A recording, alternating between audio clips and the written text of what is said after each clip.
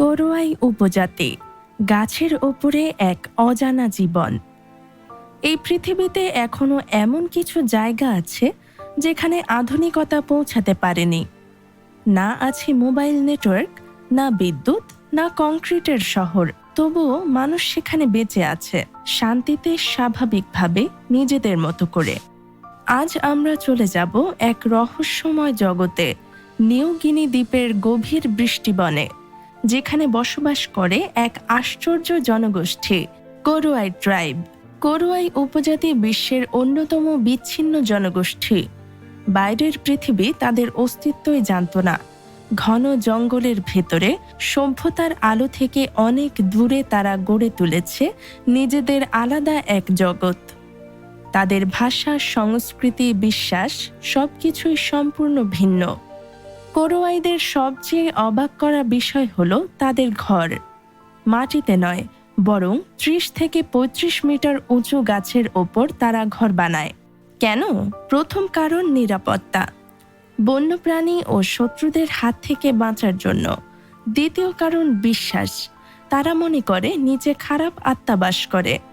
আর তৃতীয় কারণ পরিবেশের সাথে খাপ খাওয়ানো। এই ঘরগুলো শুধু বসবাসের জায়গা নয়, এগুলো প্রকৃতির সাথে মানুষের অসাধারণ এক ইঞ্জিনিয়ারিং উদাহরণ। তাদের জীবন খুবই সরল। খাবারের জন্য তারা নির্ভর করে শিকার, মাছ ধরা এবং গাছ থেকে পাওয়া শাকও।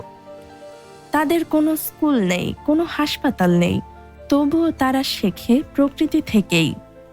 বাচ্চারা ছোট থেকেই শেখে কিভাবে গাছে উঠতে হয়, কিভাবে শিকার করতে হয়, কিভাবে বাঁচতে হয়। তাদের কাছে শিক্ষা মানে জীবন ধারণের দক্ষতা। করোয়াইদের বিশ্বাসের জগৎ অনেকটাই রহস্যময়। তারা আত্মা, জাদু এবং অদৃশ্য শক্তিতে বিশ্বাস করে। কখনো কখনো তারা মনে করে কোনো অস্বাভাবিক মৃত্যুর পেছনে খারাপ আত্মার হাত রয়েছে। এই বিশ্বাসই তাদের জীবনধারা ও সিদ্ধান্তকে প্রভাবিত করে। বর্তমানে কিছু করোয়াই মানুষ বাইরের বিশ্বের সাথে যোগাযোগ শুরু করেছে। কিছু পর্যটক, গবেষক এবং ডকুমেন্টারি নির্মাতারা তাদের কাছে পৌঁছেছে। কিছু প্রশ্ন হলো, এই আধুনিকতার ছোঁয়া তাদের সংস্কৃতিকে বদলে দেবে, নাকি ধীরে ধীরে হারিয়ে যাবে এই অনন্য জীবনধারা? এই গল্প শুধু একটি উপজাতির নয়, একটি মানুষ আর প্রকৃতির সহাবস্থানের গল্প।